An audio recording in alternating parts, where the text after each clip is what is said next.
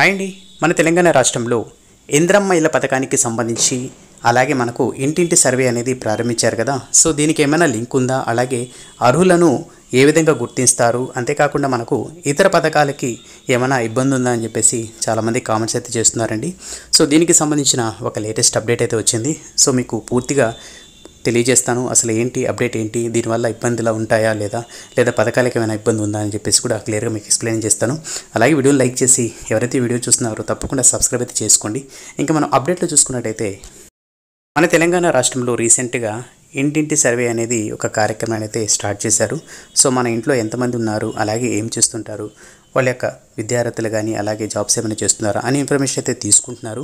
అంతేకాకుండా చాలామందికి డౌట్స్ అయితే వస్తున్నాయి. సో వీటి వల్ల మనకు వచ్చే పథకాలకి ఏమైనా ఇబ్బంది ఉంటుందా, అలాగే లేటెస్ట్గా మనకు ఇంద్రమ్మ ఇల్లు కానీ, డబుల్ బెడ్రూమ్ కానీ, పెన్షన్స్కి సంబంధించి, అలాగే హెల్త్కి సంబంధించి, ఆర్టీసీకి సంబంధించి ఏవైతే పథకాలు ప్రస్తుతానికి అమల్లో ఉన్నాయో, చేయబోతున్నారో, సో వాటికి ఏమైనా ఇబ్బంది ఉంటుందా అని చెప్పేసి చాలామంది డౌట్స్ అయితే తోరుతున్నారు. సో దీనికి స్పందించి మన సీఎం గారు డైరెక్ట్గా అన్నారండి, ఇది సర్వే మాత్రమే. సో ఎంతమంది ఉన్నారు, అలాగే ఏం చేస్తున్నారు, విద్యార్థులు ఏంటి, సో కుటుంబంలో ఎంతమంది ఉన్నారు, నిరుద్యోగులు ఎంతమంది ఉన్నారు అని దానికి సంబంధించిన ఇన్ఫర్మేషన్ అయితే తీసుకుంటారు, కానీ పథకాలకి ఎలాంటి ఇబ్బంది అయితే ఉండదని చెప్పేసి కూడా క్లియర్గా మెన్షన్ చేశారండి.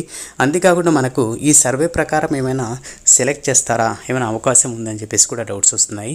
సో మనకు ఇంద్రమ్మ ఇల్లు కానీ, అలాగే ఇతర పథకాలకు సంబంధించి, డబుల్ బెడ్రూమ్ కానీ, పెన్షన్స్కి సంబంధించి, సో దీనికి సంబంధించిన ఇన్ఫర్మేషన్ అయితే ఏం తీసుకోరండి. సో మనకు డైరెక్ట్గా దీనికి ఇంద్రమ్మకు సంబంధించి అయితే చూసుకుంటే కమిటీలతో సహాయంతో, అంతేకాకుండా మనకు ప్రత్యేక యాప్ ద్వారా అయితే సెలెక్ట్ అయితే చేయడం అయితే జరుగుతుంది. అంతేకాండి సర్వే ద్వారా అయితే ఉండదు కాబట్టి మీరు ఎలాంటి టెన్షన్ అయితే పడాల్సిన అవసరం లేదండి.